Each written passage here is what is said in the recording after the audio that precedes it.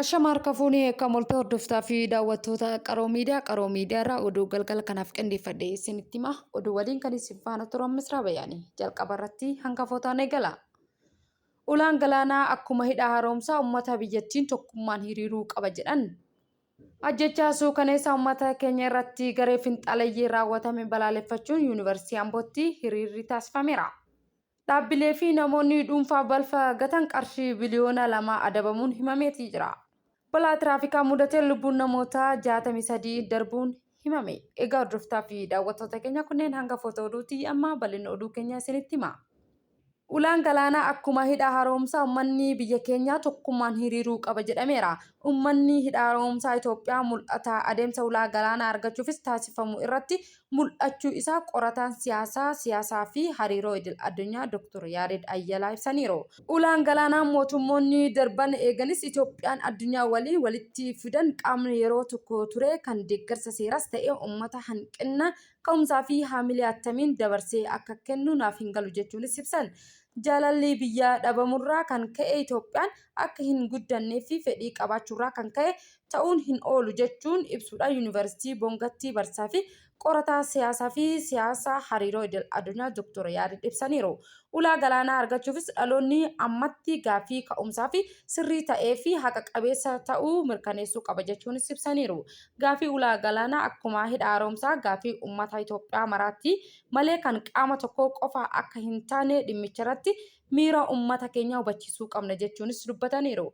Gaafiin ulaa galaanaa Itoophiyaanota fayyada qofaan akka hin daangeffamne ibsuudhaan Itoophiyaan ulaa galaanaa yoo qabaatte fayyadamoo Afrikaa jiddu galeessa baha Awurooppaa fi biyyoota biroofis ta'us hubachisaniiru. Gaafiin kun sirrii fi haqa qabeessa ta'uusaa karaa itti aanuun milkaa'us ammoo murteessaa ta'us ibsaniiru.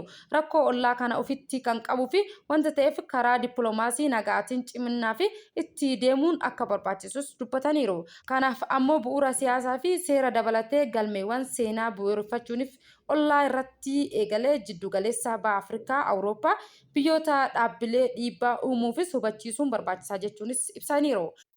Hawaasni addunyaa ofiif jecha Itoophiyaa ulaa galaanaa akka argattu deeggaruu qaba jechuun ibsaniiti jiru. Ajjechaa suukaneessa uummata keenya irratti garee finxaaleeyyii raawwateef balaaleffachuu yuunivarsiitii Ambootti hiriirri taasifameera. Barattoonni yuunivarsiitii Amboo mooraa Haacaaluu Hundeessaa hiriira balaaleffannaa taasisaniiti jiru. Ajjechaa uummata Oromoo irratti haa dhaabbatu kan jedhan barattoonni kunneen lagannaa nyaataa taasisuu fi hiriira nagaa geggeessuu sagalee isaanii dhageessaniiti jiru. Ajjechaa suukaneessaa uummata naannoo irratti raawwatame uummata Oromoo maratti gadda guddaa waan ta'eef gocha kana balaaleffatuu qabu jechuudhaan barattoonni yuunivarsiitii Amboo ibsaniiru. Godina Shawaa Lixaa naannootti ganda Halloo Dinqitti haleellaa halkan dheengaddaa hidhattoonni fannoo raawwatanii namoonni nagaa 22 ajjeefamuu gabaasuun keenyas ni yaadatama. Dhaabbilee fi namoonni dhuunfaa balfa gatan qarshii biliyoona 2 adabamuun himameera. Magaalaa Finfinneetti dhaabbilee fi namoonni dhuunfaa balfa laggeenii fi qarqara lagatti gatan qarshii miliyoona 2,300 fi 50,000 adabamuu abbaan taayitaa dambii seeraa fi bulchiinsa magaalaa Finfinnee beekseera.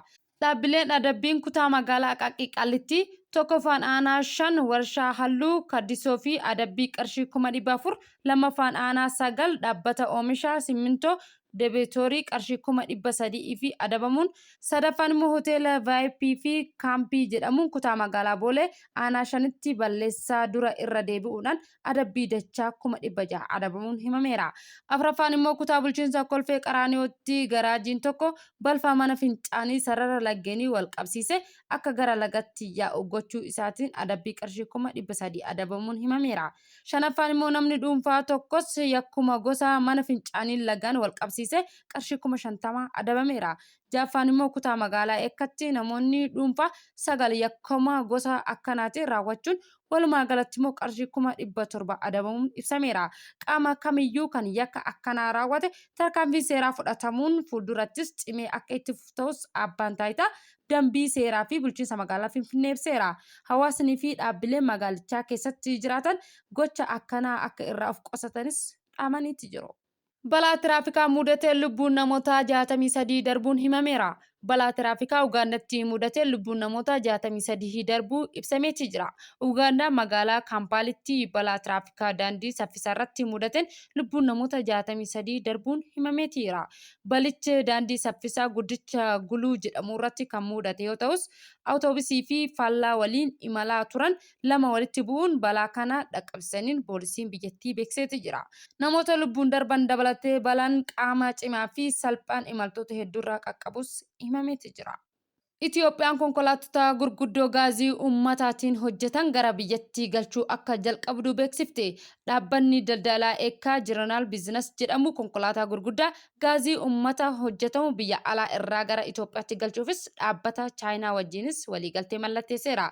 Dhaabbatichi kana kan beeksise sagantaa beeksisaa kibxataa kaleessa Onkolleessaa 21 bara 2025 Finfinnee hoteela Sharaatanitti gaggeeffame irratti kan ta'es ibsameera. Saganticha irratti haasaa kan taasisan Daayirektarri olaanaa dhaabbatichaa Beekaa obbo Mikaa'el Kaasaa mootummaan konkolaataa gaazaa uummatatti hojjetan biyya alatti akka seenaniifis jajjabeessee waan jiruufis dhaabbanni isaanis kanuma xiyyeeffannoo keessa galchuudhaan yeroo dhiyootti konkolaataa 150 akka galchus himameeti jira. Qormaata biyyoolessaa kutaa 12ffaa irra taa'uufis waraqaan eenyummaa biyyoolessaa naashinaal ayidiin akka barbaachisu himameera. Tajaajila madaallii barnootaa fi qormaata waraqaa eenyummaa biyyoolessaa qormaata kutaa 12ffaa haala dureedhaanis jedhameeti jira. Barataan bara 2018 qormaata kutaa 12ffaa fudhatu kamiyyuu waraqaa eenyummaa biyyoolessaa naashinaal ayidii guyyaa galmee duratti fudhatee harka qabaatu qabas jedhaniiru. Barataan waraqaa eenyummaa biyyoolessaa hin qabne qormaata galmaa'us akka hin dandeenye ibsuu isaanii qormaatichaa fudhatuu hin danda'us jechuunis ibsaniiru. Barattoonni naashinaal ayidii qabatan immoo akka argamaniifis maatiin barattootaa, barsiisonni, hooggantoonni barnootaa, qaamni miidiyaa deeggarsa akka taasisus waamicha dhiyeessaniiti jiru. Mootummaan paartiilee morkattootaa fi qaamolee hidhannoodhaan socho'an gara wal hubannootti akka dhufan Paatiriikii mana amantaa Ortodoksii Tawaahidoo Itoophiyaa gaafatan.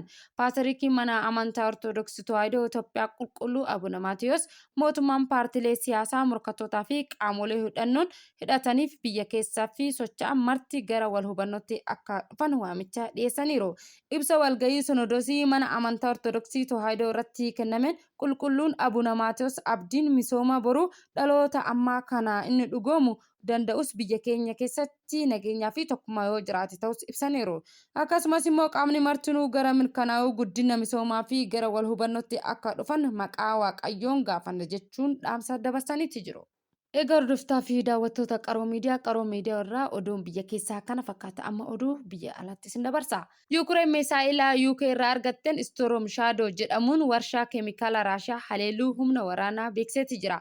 Humni waraanaa Yuukireen humna ittisa qilleensaa Raashiyaa cabsee seenuudhaan haleellaa kana raawwachuu akka mirkanaa'es guddatti ibseeti jira. Kuni taateewwan sa'aatiiwwan muraasa booda Raashiyaan kutaalee Yuukireen hedduu diroonii fi misaa'ilaan haleeluu iseetti yaadachisama. Pireezidaantii Yuukireen Vilaadimir Zelenskiy akka jedhanitti haleellaan Raashiyaa kanaan daa'imman 2 dabalatee namoonni 6 ajjeefamus ibsaniiru. Aangawoon Raashiyaa haleellaa warshaa keemikaalaa irratti raawwatame irratti immoo yaada hin kennine. Raashiyaan biyyoonni lixa Yuukireen fi misaa'ila fageenya dheeraa furgugeeffachuu akka hin kennines akeekkachiisaniiru. Humna waraanaa Yuukireen gama isaaniitiin iddoowwan akkana mijatuu ta'e kanneen akka Raashiyaa waraana Yuukireetiif itti fayyadamu haleeluun milkaa'inaan guddaa fi akka murteessaa ta'us ibsaniiru. Warshaan keemikaalaa wiirtuu weerartootaa fi akka bakka tarsiimootti fayyadu ijoo isaa jechuudhaan eeksii isaa irratti barreessuu humni waraanaa Yuukireen ibseera. Warshaan kun immoo bakka Raashiyaa baruudu rasaasaan meeshaalee waraanaa dhoo'insaa fi bobba'aan rokkeettii keessatti immoo oomishuun Yuukireen haleeluufis fayyadamtuudhas jedhaniiru. Aangawaan Awurooppaa hanga pireezidaantii Raashiyaa Vilaadimir Puutinii fi nagaa buusuuf qophii ta'uu agarsiisu Raashiyaan akka qophii ibsaniiru. Ibsa Yuukireen, Jarmanii fi Faransaay, Xaaliyaanii fi Poolaandii, Deenmaarkii, Finlaandii, Noorweey fi Jarman Awurooppaa waliin baasan kun immoo Yuukireen waraanaa dura yeroo waraanaa fi erga dhukaasni dhaabbates bakka jabaa isheef maluu qabachuu qabdi jechuunis dubbataniiru. Kantiibaan magaalaa Kiyev akka jedhanitti haleellaa Raashiyaa qilleensarraa halkan guutuu raawwatteen gamoowwan magaalattii hedduu manca'uus ibsaniiru. Tiraamp duraan Puutiin faana Budaapestii keessatti wal arguufis waa'ee waraana Yuukireen irratti mari'achuufis karoora qabaachuus himaneera. Amma garuu mariin bu'aa hin qabaanneef yeroo koo hin gubu jechuudhaan karoora Puutiin waliin wal arguufis qaban haquu isaas ibsaniiru. Tiraamp kibxataa Waayit Haawusitti ibsa kennaniin Raashiyaan addaan waraanaa ammaa irratti bobbaateen haala kanaan raawwachaa jirti keessaa dhukaasa dhaabuu didde jechuunis eeraniiti jiru. Egaa hordoftoota fi daawwattoota qaroo miidiyaarraa oduun galgala kanaaf qindeeffanne kana fakkaata. Oduu waliin kan isin faana ture Misraa Bayaanii. Qophiin afaan qaroo miidiyaarraa itti fufuu gama kootiin galgala gaarii.